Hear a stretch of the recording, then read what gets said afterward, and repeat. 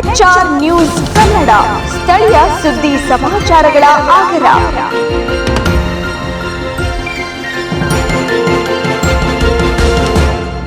ದೇವನಹಳ್ಳಿ ತಾಲೂಕಿನ ಬೂದಿಗೆರೆ ಸಮೀಪದ ಅಂದ್ರಳ್ಳಿ ಶ್ರೀ ಅಭಯ ಶನೇಶ್ವರ ಸ್ವಾಮಿ ಕ್ಷೇತ್ರದ 34ನೇ ವರ್ಷದ ಅದ್ದೂರಿ ಜಾತ್ರಾ ಮಹೋತ್ಸವವನ್ನು ಉತ್ತನಹಳ್ಳಿ ಬೆಟ್ಟದ ವೀರ ವಸಂತರಾಯ ಆನಂದಾಶ್ರಮದ ಪೀಠ ಅಧಿಪತಿಗಳಾದ ಶ್ರೀ ಬ್ರಹ್ಮಯ್ಯ ಗುರುಜಿರವರು ಶನೇಶ್ವರ ಸ್ವಾಮಿಗೆ ವಿಶೇಷ ಪೂಜೆ ಸಲ್ಲಿಸಿ ರಥಕ್ಕೆ ಚಾಲನೆ ನೀಡಿದರು.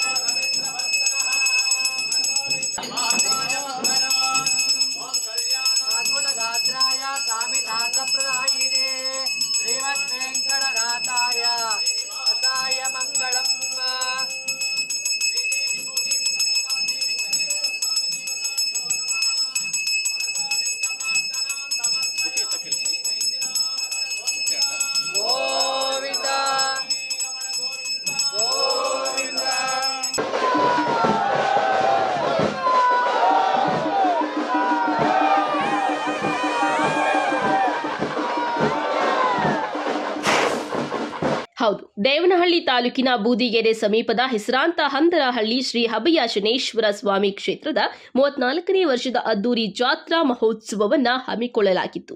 ಕಾರ್ಯಕ್ರಮದಲ್ಲಿ ಒತ್ತನಹಳ್ಳಿ ಬೆಟ್ಟದ ವೀರ ವಸಂತರಾಯ ಆನಂದ ಆಶ್ರಮದ ಪೀಠಾಧಿಪತಿಗಳಾದ ಶ್ರೀ ಬ್ರಹ್ಮಯ್ಯ ಗುರೂಜಿ ಅವರು ಶ್ರೀ ಶನೇಶ್ವರ ಸ್ವಾಮಿಗೆ ವಿಶೇಷ ಪೂಜೆ ಸಲ್ಲಿಸಿದ ಬಳಿಕ ಸ್ವಾಮಿಯ ರಥಕ್ಕೆ ಚಾಲನೆ ನೀಡಿದ್ದಾರೆ.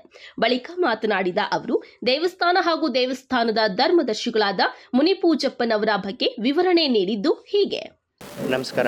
ಇವತ್ತು ವಿಶೇಷತೆ ಕಾರ್ಯಕ್ರಮ ಅಂತಲೇ ನಮಗೆ ಇವತ್ತು ಭಾಳ ವಿಶೇಷತೆ ಅಂತ ನಮಗೆ ಅನಿಸ್ತಿದೆ. ಯಾಕಪ್ಪ ಅಂತ ಹೇಳಿದ್ರೆ ಅಂದ್ರಳ್ಳಿಲಿ ಈ ಬೂದಿಗೆರೆ ಸಮೀಪದಲ್ಲಿರ್ತಕ್ಕಂಥ ಅಂದ್ರಳ್ಳಿ ಶನಿ ಮಹಾತ್ಮ ದೇವಸ್ಥಾನ, ಆ ಗ್ರಾಮಕ್ಕೆ ಇವತ್ತು ನಾವು ಆಗಮಿಸಿದ್ದೀರಿ. ಇವತ್ತು ಈ ಗ್ರಾಮಕ್ಕೆ ಆಗಮಿಸಿದ್ದು ಮತ್ತು ಈ ದೇವಸ್ಥಾನಕ್ಕೆ ಆಗಮಿಸಿರೋದು ನಮ್ಮ ಭಾಗ್ಯ ಅಂತಲೇ ನಾವು ಹೇಳೋದಕ್ಕೆ ಇಷ್ಟಪಡ್ತೀವಿ. ಯಾಕೆ ಅಂತ ಹೇಳಿದ್ರೆ ಇಲ್ಲಿ ಕುಳಿತಿರ್ತಕ್ಕಂಥವನು ಮಹಾನ್ ಭಾವನು, ಈ ಗ್ರಾಮದಲ್ಲಿ ಕುಳಿತಿರ್ತಕ್ಕಂಥವನು ಮಹಾನ್ ಭಾವನು ಶನೇಶ್ವರ ಸ್ವಾಮಿ. ಅವನ ಆಗಮ ಕೊಟ್ಟು ನಮ್ಮನ್ನು ಇವತ್ತು ಕರೆಸ್ಕೊಂಡಿದ್ದಾರೆ ಅಂತ ಹೇಳಿದ್ರೆ ಮತ್ತೊಂದು ಸಲ ಹೇಳೋದಕ್ಕೆ ಇಷ್ಟಪಡ್ತೀರಿ, ಇದು ನಮ್ಮ ಭಾಗ್ಯ ಅಂತ. ಇವತ್ತು ಧರ್ಮದರ್ಶಿಗಳಾಗಿರ್ತಕ್ಕಂಥ ಈ ದೇವಸ್ಥಾನದ ಧರ್ಮದರ್ಶಿಗಳಾಗಿರ್ತಕ್ಕಂಥ ನಮ್ಮ ಮುನೇಲಪ್ಪ ಗುರುಗಳು ಏನಿದ್ದಾರೋ ಮುನಿಪೂಜಪ್ಪ ಅವರು ತುಂಬ ಅದ್ಭುತವಾಗಿರ್ತಕ್ಕಂಥ ಮಹಾನ್ ಭಾವರು ಅಂತ ಹೇಳೋದಕ್ಕೆ ನಾವು ಇಷ್ಟಪಡ್ತೀರಿ. ಈ ಗ್ರಾಮದಲ್ಲಿ ಇಂಥವ್ರಿದ್ದಾರೆ ಅಂತ ಹೇಳಿದ್ರೆ ನಾವು ನಂಬೋದಕ್ಕೆ ಸಾಧ್ಯ ಇಲ್ಲ. ಇದು ಗ್ರಾಮ ಪುಣ್ಯ ಮಾಡಿದೆ ಅಂತ ನಾವು ಹೇಳೋದಕ್ಕೆ ಇಷ್ಟಪಡ್ತೀವಿ. ಯಾಕಂದರೆ ಇಷ್ಟೊಂದು ಅದ್ಧೂರಿಯಾಗಿ ಕಾರ್ಯಕ್ರಮಗಳನ್ನ ನಡೆಸ್ಕೊಳ್ತಾ ಬರ್ತಿದ್ದಾರೆ. ಆ ಸ್ವಾಮಿನ ನಿರಂತರವಾಗಿ ಪೂಜನೆ ಮಾಡ್ತಿದ್ದಾರೆ ಅಂತ ಹೇಳಿದ್ರೆ ನಿಜವಾಗ್ಲೂ ಕೂಡ ಇವರು ದೈವ ಮಾನವರು ಅಂತ ಹೇಳೋದಕ್ಕೆ ನಾವು ಇವತ್ತು ಇಷ್ಟಪಡ್ತೀವಿ. 34ನೇ ವರ್ಷದ ಜಾತ್ರೋತ್ಸವ ಕಾರ್ಯಕ್ರಮ ನೋಡಿ. ಒಂದು ಸಣ್ಣ ಕಾರ್ಯಕ್ರಮ ಮಾಡಬೇಕಂದ್ರೆ ನಾವು ಒಂದು ಮನೆಯಲ್ಲಿ ಒಂದು ಸಣ್ಣ ಕಾರ್ಯಕ್ರಮ ಮಾಡಬೇಕಾದ್ರೆ ಎಷ್ಟೊಂದು ಗಡಿಬಿಡಿ ಆಗ್ತೀರಿ, ಹಲವಾರು ಏರ್ಪಾಟುಗಳನ್ನು ಮಾಡ್ತೀರಿ, ನೂರಾರು ಥರ ಮಾತುಗಳನ್ನು ಬರುತ್ತೆ. ಇವತ್ತು ಇಷ್ಟು ಜನಸಾಗರ ಅಂತಲೇ ನಾವು ಇವತ್ತು ಹೇಳ್ಬೋದು. ಆ ಜನಸಾಗರನ ಯಾವ ರೀತಿ ಇವರಿಗೆ ಸ್ಪಂದಿಸ್ತಿದ್ದಾರೆ, ಎಷ್ಟು ಸರಾಗುವ ಕಾರ್ಯಕ್ರಮ ಮಾಡ್ತಿದ್ದಾರೆ, ಅವ್ರ ಮುಖದಲ್ಲಿ ಕಿಂಚಿತ್ ಕೂಡ ಗಡಿಬಿಡಿ ಇಲ್ಲ, ಎಷ್ಟು ಸಮಾಧಾನದಿಂದ ನಡೆಸ್ತಿದ್ದಾರೆ ಅಂತ ಹೇಳಿದ್ರೆ ಅವರು ದೈವಮಾನಿಗರಾಗಿರೋದಕ್ಕೆ ಮಾತ್ರ ಈ ರೀತಿ ಕಾರ್ಯಕ್ರಮ ನಡೆಸ್ತಾರೆ ಅಂತ ನಾವು ಹೇಳೋದಕ್ಕೆ ಇಷ್ಟಪಡ್ತೀವಿ. ಇವತ್ತು ಆ ಸ್ವಾಮಿ ಆಶೀರ್ವಾದ ಸಂಪೂರ್ಣ ಇದೆ. ಇವತ್ತು ಇವರಿಗೆ ಆ ಸ್ವಾಮಿನೇ ಇವರನ್ನು ಸೇವಕರಾಗಿ ಇಟ್ಕೊಂಡಿದ್ದಾರೆ. ಹಾಗಾಗಿ ಅವ್ರಿಗೆ ಇಷ್ಟು ನಾವು ಕೃತಜ್ಞತೆಗೆ ಸಲ್ಲಿಸಿದ್ರೂ ಕೂಡ ಸಾಲದು. ನಮ್ಮ ಆಶ್ರಮದ ಕಡೆಯಿಂದ, ನಮ್ಮ ಮಠಗಳ ಕಡೆಯಿಂದ ಅವ್ರಿಗೆ ನಮ್ಮ ಸದಾ ಒಂದು ಆಶೀರ್ವಾದ ಇರಲಿ ಅಂತ ಇವತ್ತು ಆ ಭಗವಂತನಲ್ಲಿ ನಾವು ಪ್ರಾರ್ಥನೆ ಮಾಡ್ಕೊಳ್ತೀರಿ. ಇನ್ನೂ ಹೆಚ್ಚಾಗಿ ಈ ಅಂದ್ರಳ್ಳಿ ಶನಿಮಹಾತ್ಮ ದೇವಸ್ಥಾನ ಏನಿದೆಯೋ ಇಡೀ ಪ್ರಪಂಚದಾದ್ಯಂತ ಹೆಸರಾಗಲಿ ಅಂತ ನಾವು ಹೇಳೋದಕ್ಕೆ ಇಷ್ಟಪಡ್ತೀರಿ. ಈ ಶನೀಶ್ವರ ಸ್ವಾಮಿ ದೇವಸ್ಥಾನದ ಒಂದು ವಿಶೇಷತೆನ ತಮ್ಮಗಳಿಗೆ ಮಾತಾಡೋದಕ್ಕೆ ನಾವು ಇಷ್ಟಪಡ್ತೀರಿ. ನೋಡಿ, ಈ ಶನಿಮಹಾತ್ಮನ ದೇವಸ್ಥಾನ ಅಂತಕ್ಕಂಥದ್ದು ಅಂದ್ರಳ್ಳಿಯಲ್ಲಿ ಅಂದರೆ ನಮ್ಮ ಸುತ್ತಮುತ್ತ ಗ್ರಾಮಗಳಿಗೆಲ್ಲ ಫೇಮಸ್ ಆಗಿದೆ. ಫೇಮಸ್ಸು ದೇವಸ್ಥಾನ ಏನಕ್ಕೋಸ್ಕರ ಫೇಮಸ್ ಆಗಿದೆ ಅಂತ ಹೇಳಿದ್ರೆ, ಇಲ್ಲಿ ಬರ್ತಕ್ಕಂಥ ಕಷ್ಟಗಳನ್ನು ಬಂದಿರತಕ್ಕಂಥ ಭಕ್ತರ ಕಷ್ಟಗಳನ್ನು ಕ್ಷಣಾರ್ಥದಲ್ಲಿ ಈಡೇರಿಸಿದ್ದಾನೆ. ಆ ಕಷ್ಟಗಳಿಗೆ ಕ್ಷಣಾರ್ಥದಲ್ಲಿ ಈಡೇರಿಸಿದ್ದಾನೆ. ನಂತರ ಇನ್ನೊಂದು ಏನಪ್ಪ ಅಂತ ಹೇಳಿದ್ರೆ, ಮುನಿಯಪ್ಪಾಜಿ ಗುರುಗಳು ಅಂತ ಏನಿದಾರೋ ಬರ್ತಕ್ಕಂಥ ಭಕ್ತರುಗಳು ಕೂಡ ಕ್ಷಣಾರ್ಥದಲ್ಲಿ ಅವ್ರ ಕಷ್ಟನ ನೀಗ್ಸಕ್ಕಂಥ ಪರಿಹಾರ ಕೂಡ ಕೊಡ್ತಾ ಬರ್ತಿದ್ದಾರೆ ಇವತ್ತು. ಹಾಗಾಗಿ ಅವ್ರ ಪ್ರೀತಿ ವಿಶ್ವಾಸಕ್ಕೆ ನಾವು ಬೆಲೆ ಕಟ್ಟೋದಕ್ಕೆ ಆಗಲ್ಲ. ಇವತ್ತು ನಮ್ಮನ್ನು ಕರೆಸ್ಕೊಂಡಿದ್ದಾರೆ ಅಂತ ಹೇಳಿದ್ರೆ ನಾವು ಬಂದಿರೋದು ನಮ್ಮ ಭಾಗ್ಯ. ಇವತ್ತು ಈ ಕಾರ್ಯಕ್ರಮಕ್ಕೆ ನಮ್ಮನ್ನು ಕರೆಸ್ಕೊಂಡಿದ್ದಾನೆ ಅಂತ ಹೇಳಿದ್ರೆ ನಮ್ಮ ಭಾಗ್ಯ ಅಂತಲೇ ಹೇಳೋದಕ್ಕೆ ಇಷ್ಟಪಡ್ತೀರಿ. ಇವತ್ತು ಎಲ್ರಿಗೂ ಆ ಶನಿಮಹಾತ್ಮನ ಆಶೀರ್ವಾದ ಇರಲಿ.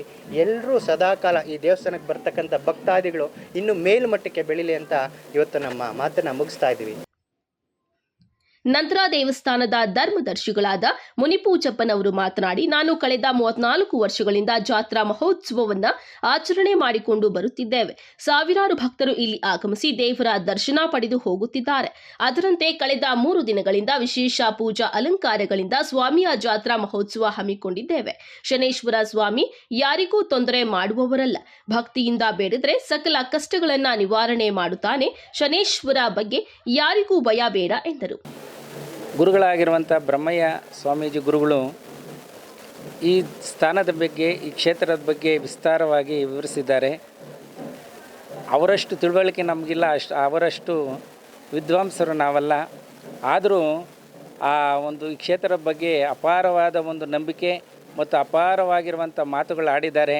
ಅವರ ಮಾತುಗಳಂತೆ ಈ ಸ್ಥಾನ ಇನ್ನೂ ಎಮ್ಮರವಾಗಿ ಗೋಪುರವಾಗಿ ಬೆಳೆದು ಎಲ್ಲರಿಗೂ ಪರಿಹಾರ ಆಗುವಂಥ ಕ್ಷೇತ್ರ ಆಗಲಂತ ಆ ಶನೇಶ್ವರ ನಮ್ಮ ಗುರುಗಳಾಗಿರುವಂಥ ಬ್ರಹ್ಮಯ್ಯ ಗುರೂಜಿಯವರಲ್ಲಿ ಪ್ರಾರ್ಥನೆ ಮಾಡ್ಕೊತ ನನ್ನ 2 ಮಾತು ಮುಗಿಸ್ತಾ ಇದ್ದೀನಿ. ಈ 34 ವರ್ಷದ ಒಂದು ಕಾರ್ಯಕ್ರಮದಲ್ಲಿ 7, 8, 9 7ನೇ ತಾರೀಕು ಬೆಳಗಿನ ಜಾವದಲ್ಲಿ ಧ್ವಜಾರೋಹಣ ಆಗಿದೆ, ಗಂಗೆ ಪೂಜೆ ಆಗಿದೆ ಮತ್ತು ಗ್ರಾಮ ದೇವತಾ ಮಹೇಶ್ವರಮ್ಮ ದೇವತಾ ಪೂಜೆ ಆಗಿದೆ. ಮತ್ತು 8ನೇ ತಾರೀಕು ಈ ದಿವಸ 3 ಗಂಟೆಗೆ ಸ್ವಾಮಿಗೆ ರುದ್ರಾಭಿಷೇಕ ಆಗಿದೆ, ಪಂಚಾಮೃತ ಅಭಿಷೇಕ ಆಗಿದೆ, ಅಭಿಷೇಕ ಆಗಿದೆ ಮತ್ತು ಅಲಂಕಾರ ಆಗಿದೆ. ವಿಶೇಷವಾಗಿ ಅಲಂಕಾರ ಆಗಿದೆ. ಮತ್ತು 3 ದಿವಸದಿಂದ ಅನ್ನದಾನ ನಡೀತಾ ಇದೆ. ಮತ್ತು 1 ಗಂಟೆಗೆ ನಮ್ಮ ಹೆಸರಾಂತ ಗುರೂಜಿಗಳಾಗಿರುವಂಥ ಬ್ರಹ್ಮಯ್ಯವರ ಅಮೃತ ಹಸ್ತದಿಂದ ಬ್ರಹ್ಮರಥೋತ್ಸವವನ್ನು ಅವರ ಹಸ್ತದಿಂದ ಮುನ್ನಡೆಸುವಂಥ ಒಂದು ಪ್ರಯತ್ನನೂ ಹಮ್ಮಿಕೊಂಡಿದ್ದೀರಿ. ಮತ್ತು 8 ಗಂಟೆಗೆ 8 ಗಂಟೆ ಕುರುಕ್ಷೇತ್ರ ನಾಟಕ ಎಂಬ ಪೌರಾಣಿಕ ನಾಟಕನೂ ಅಭಿನಯಿಸ್ತಾ ಇದ್ದಾರೆ. ಮತ್ತು ಬೆಳಗಿನ ಜಾವದಲ್ಲಿ ಅಗ್ನಿಕೊಂಡ ಇದೆ. ಮತ್ತು ಭಾನುವಾರ ಬೆಳಗ್ಗೆ 10ರಿಂದ 11 ಗಂಟೆಗೆ ಸಾಮೂಹಿಕ ವಿವಾಹಗಳಿದೆ ಮತ್ತು ಕರಗ ಮಹೋತ್ಸವ ಇದೆ.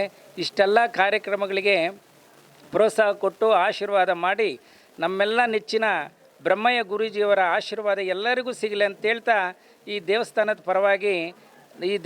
ಪರವಾಗಿರುವಂಥ ಚಿಕ್ಕ ಅರ್ಚಕರಾಗಿರುವಂಥ ನಾವು ಅವರಲ್ಲಿ ಪ್ರಾರ್ಥನೆ ಮಾಡ್ಕೊಳ್ತಾ,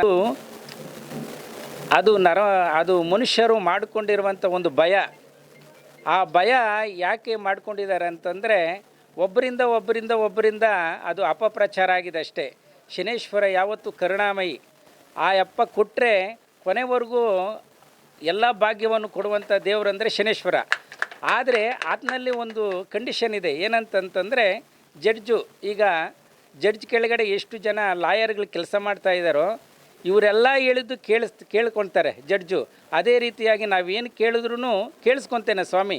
ಆದರೆ ಕರ್ಮಫಲದಾತನಾಗಿರುವಂಥ ಶನೇಶ್ವರನಿಗೆ ಜಡ್ಜ್ ಪಟ್ಟ ಕೊಟ್ಟಿದ್ದಾರೆ. ತಪ್ಪು ಮಾಡಿದಾಗ ಶಿಕ್ಷೆ ಕೊಡೋದಂತೂ ಶತಸಿದ್ಧ. ತಪ್ಪು ಮಾಡದೆ ನಿರಾಕಾರವಾಗಿ ಸೇವೆ ಮಾಡಿದವ್ರನ್ನ ಯಾವತ್ತೂ ಕೈ ಬಿಟ್ಟಿಲ್ಲ. ಯಾಕೆಂದರೆ ಭಕ್ತಪೂರ್ವವಾಗಲಿ ರಾಜಸತ್ವರಥ ಆಗಲಿ ಈ ಒಂದು ಕಥೆಗಳನ್ನು ಕೇಳಿದಾಗ ಆ ನಮ್ಮಪ್ಪ ಸ್ವಾಮಿಯ ಮಹಿಮೆ ಏನಂತ ಎಲ್ಲರಿಗೂ ಗೊತ್ತು. ಅದಕ್ಕೋಸ್ಕರವಾಗಿ ಅದು ತಪ್ಪು ಕಲ್ಪನೆ, ಅದು ಸರಿಯಲ್ಲ. ಅದು ಶನೇಶ್ವರನ ಕರುಣಾಮಯಿ, ಎಲ್ಲ ವರಗಳನ್ನು ಕೊಡುವಂಥ ದೇವರು ಅಂತಲೂ ನಾವು ಹೇಳ್ಬೋದು. ಇನ್ನು ಇದೇ ಸಂದರ್ಭದಲ್ಲಿ ತಮಟೆ ವಾದ್ಯಗಳೊಂದಿಗೆ ಕೀಲು ಕುದುರೆ, ಗಾಳಿ ಗೊಂಬೆಗಳಂತಹ ಸಾಂಸ್ಕೃತಿಕ ಕಾರ್ಯಕ್ರಮಗಳ ನಡುವೆ ಮಹಿಳೆಯರು ತೇರಿನ ಮುಂಭಾಗ ಪೂರ್ಣ ಕುಂಭಗಳನ್ನು ಹೊತ್ತು ಗ್ರಾಮದ ಪ್ರಮುಖ ಬೀದಿಗಳಲ್ಲಿ ಮೆರವಣಿಗೆ ಮಾಡಿದ್ದಾರೆ.